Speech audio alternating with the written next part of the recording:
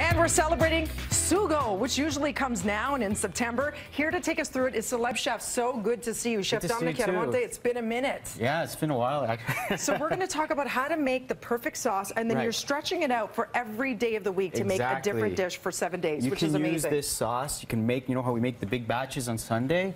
Put in containers, and then you have it. You can do so many things with it during the week. So when you put it in containers, is it fine for 7 days in the fridge, or do you freeze it and then take it out? Yeah, I freeze a couple. But you know, like Monday, Tuesday, Wednesday, just keep a couple there. You can always use it for lunch if you want. Also, it's just always there for you. And for breakfast, quite frankly, you can put your eggs in it. Eggs in purgatory, right? Yeah. So what goes into making that perfect sauce? Okay, so like now's the time when we have those great vegetables and fruits, and we do a lot of canning. It's like we do carrots and giardiniera, which is peppers, peppers, and even some fruit. We do jams now. The giardiniera is up front where you usually do like a cauliflower, beans, peppers, all that great stuff. Onions. Yeah, so amazing stuff.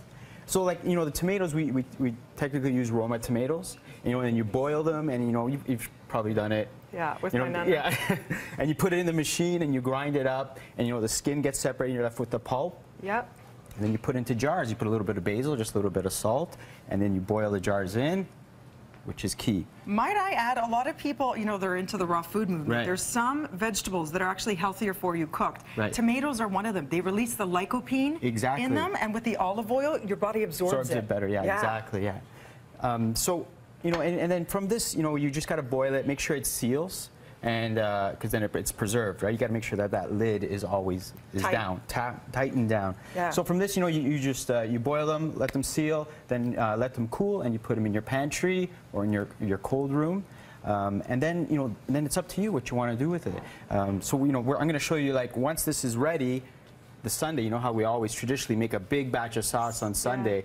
So we just start with a little bit of olive oil, which I have. Sorry, how long could those last in your cellar? Well, I went down to my mom's and I saw like some 2012. It's like a wine, you're like, wow, look at this one. Yeah.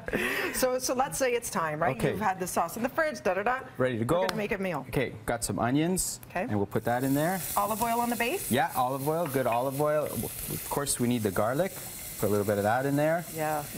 Infuse it with the flavors right away. Yeah, right away. And then here we have, your canned or jarred tomato. But if not, you can always buy it from the store. There's always the, the canned ones.